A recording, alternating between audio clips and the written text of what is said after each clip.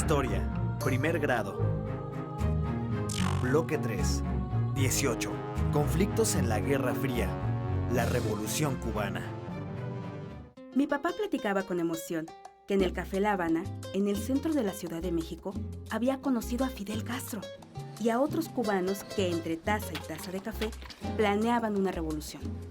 Fascinado por este encuentro, se aprendió un discurso de Castro y siempre que contaba la anécdota, lo recitaba.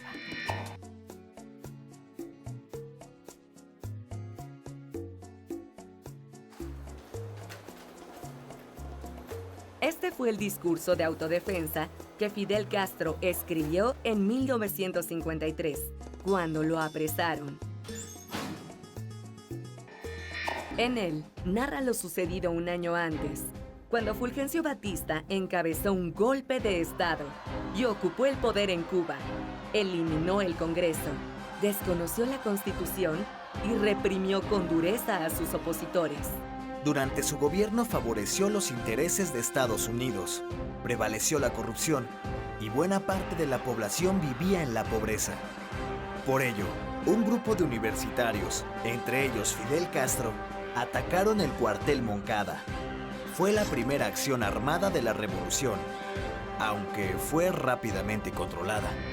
La situación en Cuba era grave. El desempleo aumentaba. La población rural se encontraba empobrecida.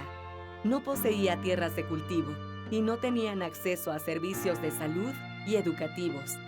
Además, las grandes compañías agrícolas explotaban el azúcar y otras la ganadería. Debido a esa situación, Fidel Castro y otros activistas se establecieron en México para organizar un movimiento armado. En 1956, partieron de manera clandestina de Veracruz a Cuba, en una pequeña embarcación, el Granma. 82 guerrilleros iban a bordo. En la costa cubana, el ejército ya los estaba esperando.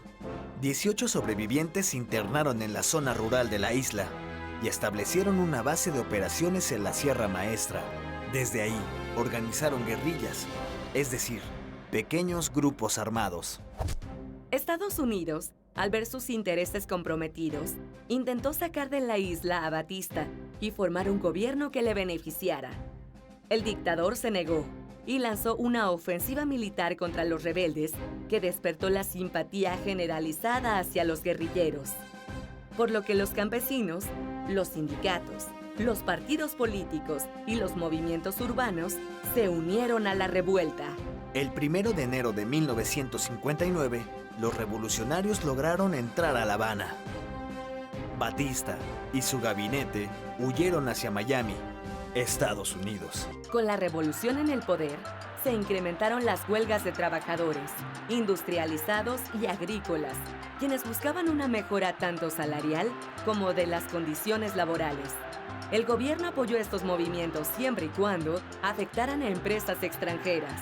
Al inicio de la década de los años 60, el gobierno cubano expropió las empresas petroleras y azucareras de Estados Unidos, así como los bancos, la industria y las empresas comerciales. En respuesta, Estados Unidos suspendió la compra de azúcar y decretó un bloqueo comercial. El siguiente paso fue promover su expulsión de la Organización de Estados Americanos, conocida como OEA. Además, la Agencia Central de Inteligencia organizó, en 1961, una invasión a la isla, encabezada por exiliados cubanos. El desembarco en la playa Girón de la Bahía de Cochinos fue un fracaso. El gobierno de Cuba se declaró abiertamente comunista y estableció una alianza con la Unión Soviética.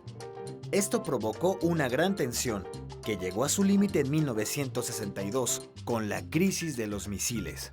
En lo que concierne a la relación entre México y Cuba, en un inicio el gobierno mexicano aplaudió el triunfo de la Revolución Cubana. Se habló de las similitudes entre las revoluciones mexicana y la cubana.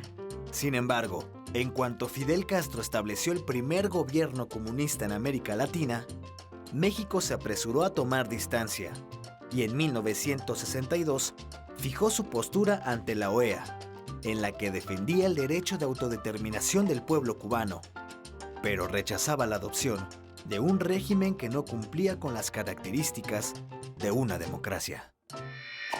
A partir de entonces, la relación con Cuba no sanaría, mientras que en su primera visita Fidel Castro organizó una revolución.